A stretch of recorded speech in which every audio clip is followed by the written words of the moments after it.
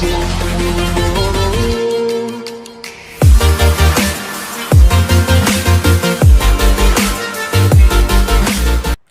Friends, welcome my self Neetu. आज मैं आपको कुछ चीज़ें ट्रिक के माध्यम से याद करवाऊंगी, क्योंकि आप कोई भी कॉम्पिटेटिव एग्जाम की तैयारी करते हो तो उसमें बहुत सारा जीके आपको याद रखना पड़ता है। तो मैंने क्या किया है कि मैं आपको आज इस वीडियो में 4 चीज़ें जो है वो ट्रिक के माध्यम से कह लो, या फिर आप कह सकते हो कि कोई जो याद करने का तरीका है उसको मैंने बनाया है, जिससे आपको जो है चीज़ें आराम से याद हो जाएंगी। आज मैं आपको 4 चीज़ें याद करवाने वाली हूँ। उसमें से जो 3 चीज़ें हैं उसके लिए आपको सिर्फ 3 शब्द याद करने हैं। बस 3 शब्द याद कर लोगे, आपको उनके नाम, कौन कौन सी क्या क्या चीज़ें थी, वो सारी चीज़ें आपको टोटली अच्छे से याद हो जाएंगी। पहली चीज़ मैं आपको करवाऊंगी मुगल बादशाहों के नाम। आपको ये जरूर पता होगा कि मुगल बादशाह कौन कौन से होते हैं। अकबर होता है, जहांगीर होता है, औरंगजेब होता है, बहादुर शाह जफर। आपको पता है, उनके नाम पता है, लेकिन कंफ्यूजन क्या रहती है? कंफ्यूजन ये रहती है कि उनको सीरीज वाइज कैसे याद रखा जाए। क्योंकि एग्जामिनर आपसे क्या करता है, ये नहीं पूछता कि कौन कौन से राजा थे मुगल। आपसे वो क्वेश्चन पूछेगा कि पहला मुगल सम्राट कौन सा था, आखिरी कौन सा था, बीच का कौन सा था, पांचवा कौन सा था, तीसरे नंबर पे कौन से था। ठीक है, तो ये वही चीज कहने की कोशिश करूंगी मैं आपको। हाँ, यहाँ पर जो है सीरीज वाइज आपको नाम याद करवाऊंगी। ठीक है, एक ये चीज करेंगे। दूसरी चीज मैं आपको करवाऊंगी प्लैनेट, यानी कि हमारे जो ग्रह होते हैं। आपको पता है हमारे आज 8 ग्रह हैं, 9 पहले होते थे लेकिन एक को निकाल दिया गया। ठीक है, तो मैं आज आपको जो है वो ग्रह, जो प्लैनेट होते हैं, उनको भी याद करवाऊंगी। और तीसरी चीज मैं आपको करवाऊंगी मौर्य साम्राज्य के जो राजा थे, कौन कौन से थे, उनको सीरीज वाइज कैसे याद करना है, उसके लिए भी एक शब्द बनाया हुआ है। और फोर्थ चीज मैं आपको करवाऊंगी दिल्ली सल्तनत के जो राजा थे, ठीक है, उनको भी मैंने एक ही शब्द बनाया हुआ है, वो जल्दी से आपको याद हो जाएगा। मैं इतनी बार आपको यहाँ पर प्रैक्टिस करवाऊंगी इसी वीडियो में कि आपको खुद ब खुद अभी के अभी याद हो जाएगा। ठीक है, तो चलिए शुरू करते हैं। सबसे पहले मैं आपको बताती हूँ मुगल राजाओं के नाम याद करने की ट्रिक।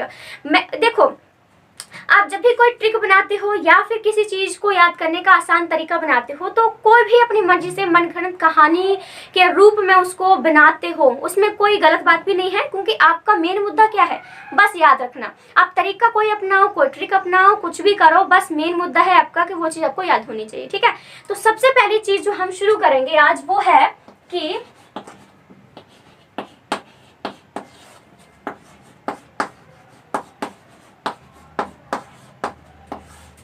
मुगल राजाओं के नाम। ये जो मुगल राजाओं के नाम है, इसको मैंने एक बार और शॉर्ट ट्रिक बनाई थी। वो बनाई थी मैंने शॉर्ट्स जो वीडियो होती है, लेकिन उसमें क्या था, एक्सप्लेन करने का ज्यादा वक्त ही नहीं मिला। ठीक है, तो इसलिए मैंने सोचा कि मैं आराम से इत्मीनान से आपको समझाऊं कि आपको याद कैसे करना है। ठीक है, तो देखो, आपको पता है कि मुगल राजाओं के कौन कौन से थे। मैंने आपको बताया भी कि आपको सब कुछ याद है कौन कौन से, लेकिन सीरीज वाइज यानी कि नंबर वाइज आपको नहीं याद रहता। तो उसके लिए मैंने एक शब्द बनाया हुआ है, वो है हमारा भाजशाब। बस ये शब्द है एक, भाजशाब, जिसको आपने याद रखना है। देखिए कैसे कैसे बनेगा।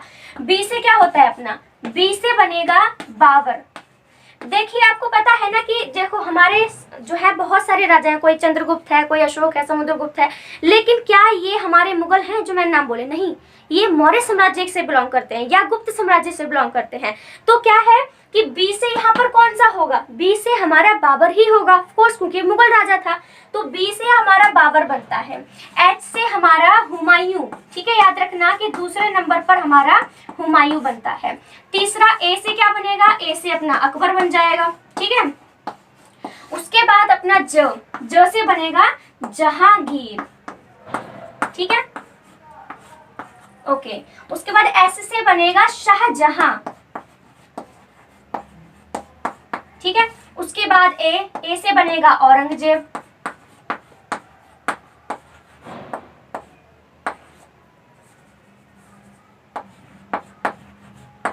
ठीक है, औरंगजेब बन जाएगा। और बी से क्या बनेगा, बहादुर शाह जफर।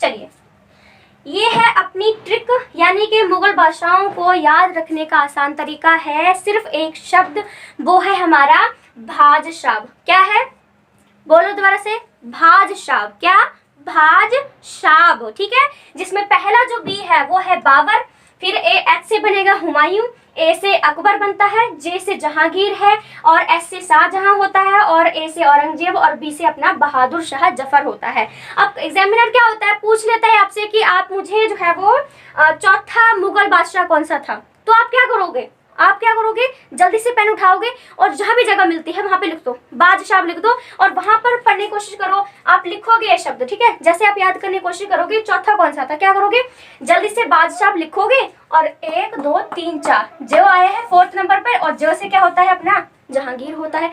तो 4th हमारा मुगल बादशाह कौन सा था, जहांगीर था।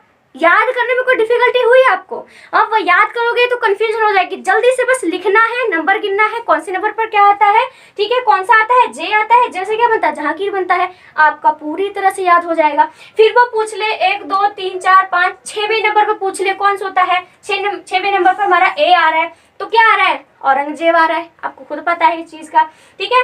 ये चीज में कंफ्यूज नहीं होना कि डबल ए आ रहा है तो हम पहले कौन सा लिखे, औरंगजेब लिखे या अकबर लिखे, इतना तो आपको भी पता है कि हमारा अकबर शुरू में ही आ गया था, ठीक है, शुरू में ही अकबर आया था, उसके बाद औरंगजेब आया था, और सबसे पहला तो आपको वैसे भी याद ही होगा, ठीक है, सबसे पहला अपना बाबर ही आया था, और बहादुर शाह जफर तुमने लास्ट में आया था। तो आपको ये नहीं सोचना कि बी से पहले बहादुर शाह जफर लिख दूं और लास्ट में बी से मैं बाबर लिख दूं, ऐसा नहीं कर सकते हो आप। सबसे पहला हमारा क्वेश्चन पूछते हैं कि मुगल साम्राज्य का संस्थापक कौन था, तो बी है, बी यानी कि बी से क्या बनता है हमारा संस्थापक, यानी कि जो सबसे पहले आया था बी आता है, और बी से बाबर बनता है। तो इस तरह से आपको सिर्फ बादशाह याद रखने की जरूरत है, एक ही शब्द है बादशाह, और आपको पूरा मुगल साम्राज्य के ये जो नाम है वो आपको टोटली याद हो जाएंगे। आप उनको एक बार प्रैक्टिस करके जरूर देखना, देखो मैं बोल रही हूँ तो इसका मतलब प्रैक्टिस करके जरूर देखना, तभी आपको याद होंगे, क्योंकि बहुत सारी जनरल नॉलेज है दुनिया में, बहुत सारी चीजें याद करने को है। अगर आप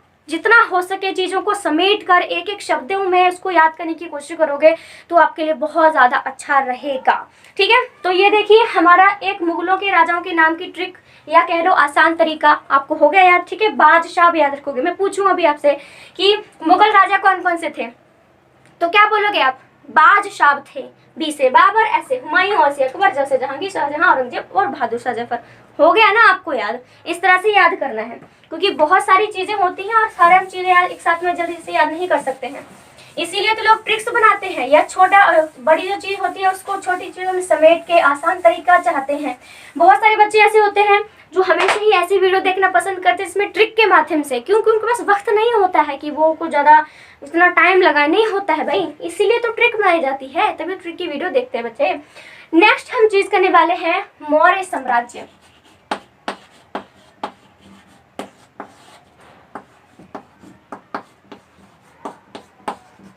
मौर्य साम्राज्य के राजा कौन कौन से थे, इसमें भी एक शब्द कह लो या फिर ये तो कुछ ज्यादा ही सिंपल है, क्या है, CBA। आपको कुछ दिख रहा है क्या है ये, अगर मैं लिख दूं ABC तो मैंने यहाँ पर क्या किया है, पहले C लिखा है, फिर B लिखा है, फिर A लिखा है, यानी कि ABC। आपको सिर्फ उल्टा ABC याद रखना है और कुछ भी नहीं है मौर्य साम्राज्य में, ठीक है। 3 ही मौर्य साम्राज्य में महत्वपूर्ण राजा थे, और आए होंगे लेकिन बहुत सारे राजा थे, लेकिन हम उन्हीं के बारे में पढ़ते हैं जिन्होंने कुछ किया होता है, जिनके बारे में हमें पढ़ाया जाता है, जो इम्पोर्टेंस उनकी होती है, इम्पोर्टेंस, ठीक है। तो मौर्य साम्राज्य में हमको CBA यही याद रखना है, उसमें भी याद करना है क्या है, ABC को A, B और C, इस तरह से करो A, B और C।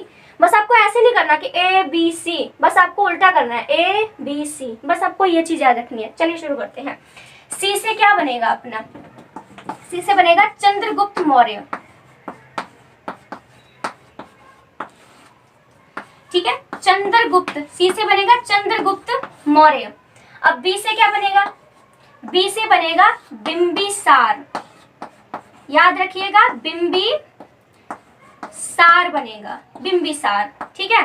और A से बनेगा अपना अशोक। चलिए ये चीज भी आपके यहाँ पर हो जाती है, ठीक है। आपको मौर्य साम्राज्य में सिर्फ CBA ही याद रखना है, यानी C से हमारा सिर्फ चंद्रगुप्त मौर्य ही होगा, बी से बिंबिसारी होगा और लास्ट में ए से अपना अशोक होगा। ठीक है, ए से बहुत सारे नाम होंगे, बहुत सारे राजाओं के, जैसे भी अकबर भी था, औरंगजेब भी था, लेकिन क्या वो हमारे मौर्य साम्राज्य से बिलोंग करते थे? नहीं करते थे। जो अशोक है, जो बिंबिसार है, चंद्रगुप्त मौर्य है, ये हमारे जो मौर्य साम्राज्य है उससे ही हमारे बिलोंग करते हैं। इस तरह से पूछ लेंगे कि पहला कौन सा था, दूसरे नंबर पर कौन सा था, तीसरा या लास्ट कौन सा था। तो आपको सिर्फ सी भी याद रखना है और आपको पूरी तरह से याद हो जाएगा। अब एक चीज और बता देती हूँ मैं यहाँ पर आपको, देखिए अब मैं आपको बताती हूँ कि ये जो साम्राज्य थे इनका टाइम पीरियड क्या था, किसने कब तक शासन किया था। और पहली बात सबसे पहले बता दूं, कभी भी टाइम पीरियड को याद रखने की कोई ट्रिक नहीं होती है, कोई आसान तरीका नहीं होता है, आपको वो चीज याद ही करनी पड़ती है। एबीसी को याद करने की कोई शॉर्ट ट्रिक थी हमारी? नहीं थी। A for apple, B for B ही पढ़ाते थे वो, ऐसा नहीं कि कोई और ही फॉर्मूला अपना ले दे। ए को ए फॉर एप्पल की जगह अंजू मंजू जो भी है, ठीक है, ए से जो और चीजें बनती है वो जरूर बोल देते, लेकिन पहले नंबर पर वो ए को ही रखते थे ना। तो ये चीज है कि इसमें अगर मैं आपको टाइम पीरियड की बात बताऊंगी तो आपको ये चीजें याद रखनी पड़ेंगी। भाई देखो, इसमें कोई ट्रिक नहीं होगी, ये थोड़ा बहुत तो याद रखना ही पड़ेगा, हर चीज ट्रिक के माध्यम से नहीं चल सकती है। तो चलिए शुरू करते हैं। चंद्रगुप्त मौर्य का जो टाइम पीरियड था, ठीक है, वो था, ठीक है, 332 से 298। ठीक है, याद रखिएगा कि चंद्रगुप्त मौर्य का जो टाइम पीरियड था वो 300, ठीक है। हाँ, मुझे थोड़ा सा गड़बड़ लग भी रहा था, इसमें गड़बड़ ये था कि 322 था। चलिए ठीक है, याद रखना कि चंद्रगुप्त मौर्य का जो टाइम पीरियड था वो जो है 322 से 298। ठीक है, अब आप ये कहोगे कि या तो पीछे चले गए हो, तो ये चीज होती है, जैसे कई बार आपने डेट पढ़ी होगी राजाओं के टाइम पीरियड की, वहां एडी लगा होता है, 325 एडी, 298 एडी। ठीक है, दो चीजें आपको देखने को मिलती हैं, एक अपना एडी होता है और दूसरा अपना बी और सी होता है। ठीक है, ये दो चीजें आपको डेट देखने को मिलती हैं। तो याद रखना कि चंद्रगुप्त मौर्य ही एक ऐसा राजा था जिसके डेट के पीछे जो है बी और सी लगा करता है। ठीक है, तो जो है चंद्रगुप्त मौर्य का जो टाइम पीरियड है वो 322 से 298 BC है। और उसके बाद क्या करना है, आपको थोड़ा सा तीर मारना है, और तीर मार के क्या करना है, फिर से वही डेट यहाँ पर ले आनी है, क्योंकि ये राजा की डेथ हुई इस टाइम, तो अगला तुरंत ही बन गया ना, तो उसी दिन बन गया या उसी सन में बन गया। तो हमारा 322 से 298 तक जो है चंद्रगुप्त मौर्य हमारा यहाँ पर रहा, और उसके बाद 298 से हमारा 272 BC, ठीक है, तक जो है हमारा बिंबिसार रहा। और उसके बाद क्या करना है, फिर से आप तीर लगा दीजिए, कौन सी डेट लिखोगे, 272 लिखोगे। ठीक है, 272 के बाद जो है वो हमारा 232।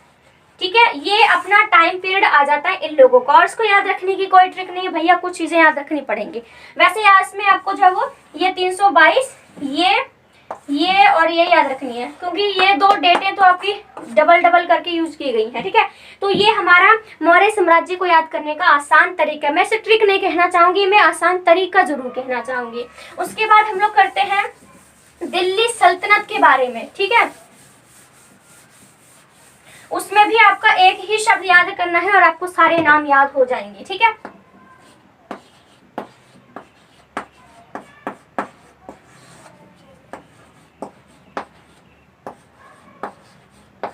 दिल्ली सल्तनत को याद करने का एक ही नाम है, वो है हमारा काईरब। जैसे आप भी कई चीजें हैं जिनको ट्रिक के माध्यम से या छोटी छोटी चीजें याद करके याद करते होगे, तो दिल्ली सल्तनत को मैं पूछूं कि हमारा इसको याद रखने का आसान तरीका क्या है, कोई पूछ लेता है कि दिल्ली सल्तनत के राजाओं के नाम बताओ, तो आप कह दोगे काईरब होते हैं। ठीक है, हमारे कितने होते हैं, काईरब होते हैं। ठीक है, काईरब हमारे इसमें जो है पूरी तरह से हो जाते हैं। ठीक है, तो पहला शुरू करते हैं कि के से कौन बनता है, दूसरा कौन बनता है। ठीक है, तो के से हमारा बनता है कुतुबुद्दीन ऐबक। ठीक है, याद रखना के से हमारा कुतुबुद्दीन ऐबक बनता है। ठीक है, उसके बाद ए आता है, ए से हमारा बनेगा, ठीक है, जो दूसरे नंबर पर है वो है आराम शाह। दूसरे नंबर पर दिल्ली सल्तनत पर आराम शाह आया था। फिर हमारा आई आता है, और आई से हमारा तीसरा नाम बनता है इल्तुतमिश। ठीक है, इल्तुतमिश हमारा आई से बनता है। उसके बाद आर, आपको पता है क्वेश्चन पूछा जाता है कि पहली महिला शासक कौन थी, आपको याद नहीं है? पहली महिला शासक हमारी कौन थी? रजिया सुल्तान पहली महिला शासक जो है हमारी थी। ठीक है, ओके। 4th नंबर पर है रजिया सुल्तान।